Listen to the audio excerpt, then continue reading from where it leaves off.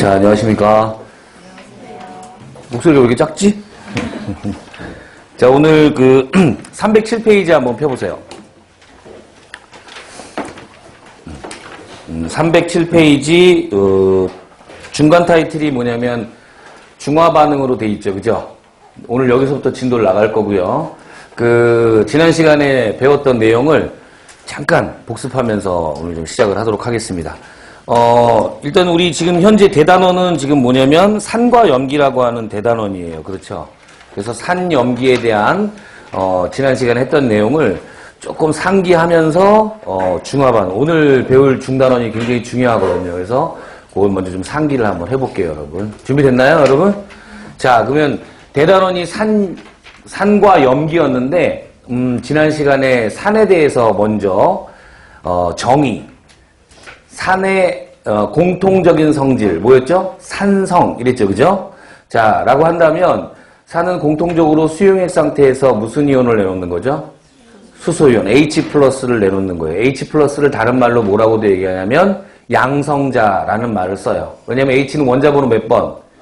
1번인데 원자번호 1번인 중성원자인 상태에서는 양성자가 하나 있고 그 다음에 전자가 하나 있는 상태예요. 그렇죠? 그런데 거기서 전자를 하나 뺏겨가지고 잃어가지고 양이온인 H+가 됐다라는 이야기는 걔는 뭐만 가지고 있다? 양성자 하나만 가지고 있다라는 거 기억하시죠? 그죠? 자, 그리고 얘는 수용액 상태에서 사실은 H+로 존재하기보다는 H3O+라고 하는 하이드로늄 이온으로 존재하는 경향이 더 커요. 그죠? 그래서 그걸 설명하기 위해서 우리가 아레니우스 정의 외에 무슨 정의를 또 공부했다? 브랜스테드, 로우리의 정의, 확장된 산과 염기의 정의를 학습했다라는 내용도 좀 인지하고 계시고요.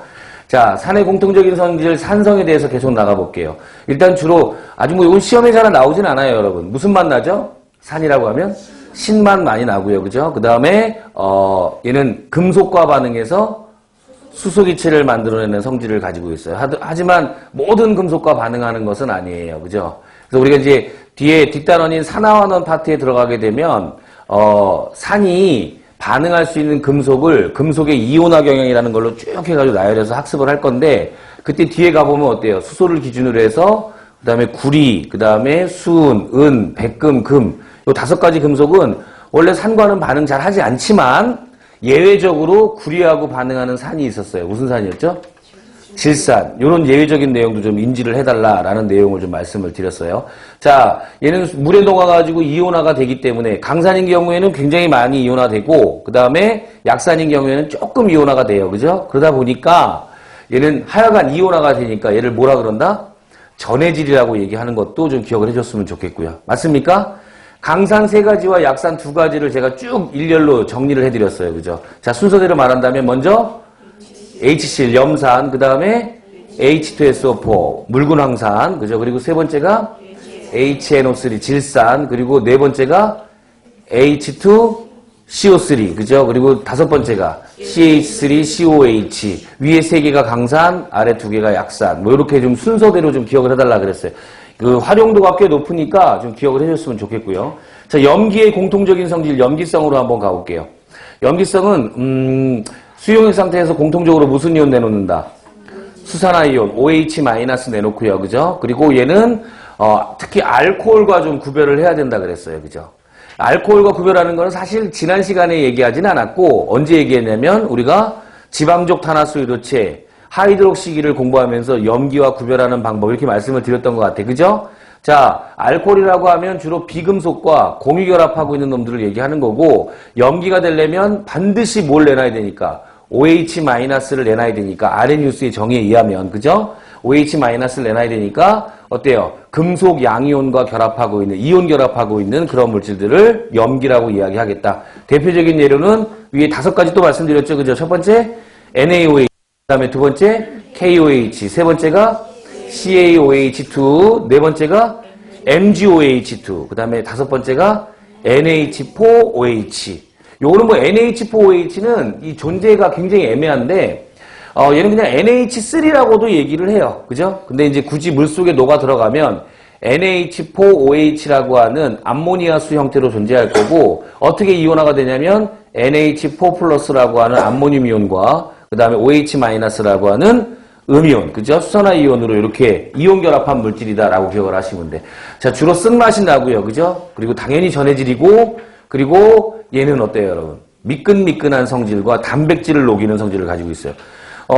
그리고 염기이기 때문에 산성산화물인 CO2, 이산화탄소 검출에 다 이용할 수 있어요, 그죠? 하지만 특히 앙금을 생성하는 누구하고 반응해서 이산화탄소 검출에 이용된다?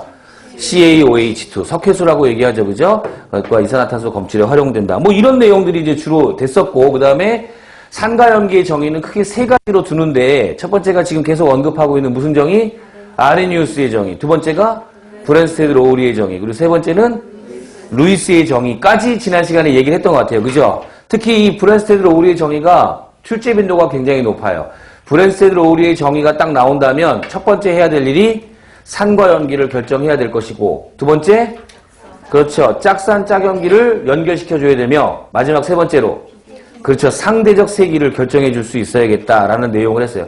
상대적 세기를 결정하는 방법은 크게 세 가지가 있는데, 첫 번째, 그렇죠, 배경지식. 배경지식이라는 건 뭐 거창한 게 아니라 조금 전에 얘기했던 그 강산, 뭐 약산 5가지, 강염기, 약염기 뭐 5가지 해가지고 요런 것들이 적용되어 있는지를 한번 판단해가지고 배경지식으로 우리가 적용하자라는 이야기고, 두 번째는 이온화도라는 그 정의가 들어갔어요. 그죠? 이온화도는 물에 녹아가지고 이온화되는 정도를 이야기하는 건데 보통 0보다는 크고요. 그 다음에 1보다는 작거나 같다. 이런 범위를 갖는데 거의 1에 가까운 것들은 없어요. 그죠? 아무리 강산이라고 해도 뭐 한 0.95, 94 뭐 요 정도 된다라는 거 염두에 두시고, 그리고 세 번째는 어떤 걸로 판단해야 되냐면 이온화 상수라고 하는 게 있어요. 이온화 상수. 평형상수의 일종인데 앞으로 이 평형상수는 앞단원에서 배웠지만 평형상수는 계속해서 언급이 되는 꽤 중요한 개념이라는 거 다시 한번 기억해 주시기 바라요. 출제 빈도도 이온화 상수가 꽤 높다라는 거 염두에 두고 오늘도 집중적으로 다룰 것이 이온화 상수 Ka에 관련된 거다라는 겁니다. 자, 그럼 이런 게 간단한 복습을 끝내고 오늘 307페이지 중화 반응에 대해서 한번 들어가도록 하겠습니다. 오늘 제 바지가 굉장히 섹시하죠? 자,